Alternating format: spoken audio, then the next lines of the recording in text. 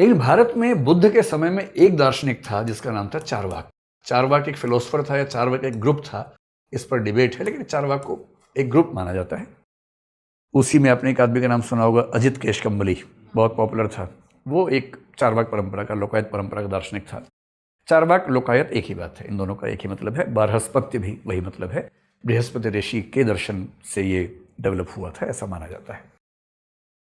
उसने एक बड़ी गहरी बात कही। आजकल क्वांटम फिजिक्स लगभग उस निष्कर्ष पे पहुंच रही है जिसको चारवाक ने उस समय कहा था। ये बड़ी इंटरेस्टिंग बात है, कैसे फिलोसफी और साइंस के बीच में इंटरसेक्शन होता है या कैसे लिंक्स बनते हैं।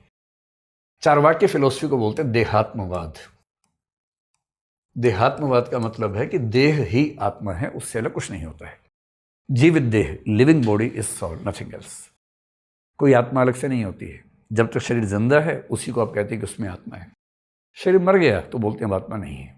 तो living body is soul, nothing else, इस थॉट को बोलते हैं देहात्मवाद। किसी ने पूछा कैसे, मतलब चेतना कैसे बनती, कॉन्शियसनेस? उसने कहा कि देखो, पान खाया आपने कभी? मतलब उसने पूछा, चारवाक ने, मैं नहीं पूछ रहा हूँ, उसने पूछा पान खाया कभी आपने? चारवाक के एग्जाम्पल भी क्या होते हैं? पान, शराब, मुर्गा, बकरा, यही सब उनके एग्जाम्पल होते हैं। अब उनके थे या बाद में उनके नाम से चिपका दिए गए, क्योंकि उनकी ओरिजिनल राइटिंग्स हमारे पास उपलब्ध नहीं है, वो सब जला दी गई थी। अब तो हम ये जानते हैं कि उन्हें क्रिटिसाइज करते हुए बाकी लोगों ने क्या लिखा उनके बारे में, उसके बेस पे हम इन्फर करते हैं कि उन्होंने क्या कहा होगा। तो चारवाक ने पूछा पान खाते हो? तो लोगों ने कहा खाते हैं। बोले अब तो पान में क्या होता है? पान में पत्ता होता है, हरे रंग का होता है। सुपारी होती है, डार्क ब्राउन कलर की होती है। फिर उसमें कत्था होता है, ऑरेंज टाइप का होता है, या थोड़ा वाइटिश में होता है।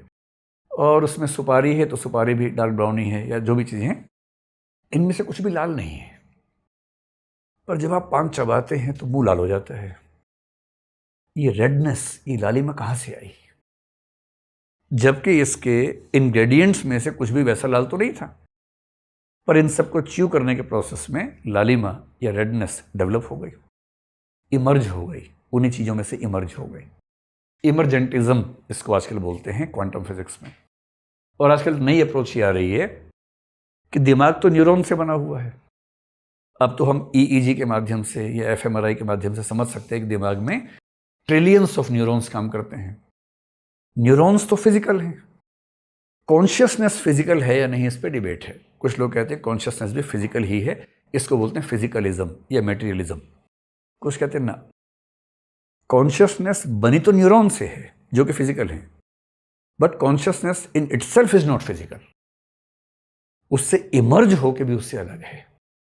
और ये सुनते ही हमें क्या याद आता है कि लालिमा अपने कॉन्स्टिट्यूएंट से इमर्ज होकर भी उनसे अलग है। इमरजेंटिज्म के रूप में, उद्भववाद हिंदी में इसको बोल देते हैं। बहरहाल बुद्ध के सामने दो अप्रोचेस थी, एक थी देहात्मवाद की आत्मा शरीर एक है, एक थी दोनों भिन्न भिन्न है। बुद्ध ने इस पर भी कोई जवाब देने से अपने आप को रोका।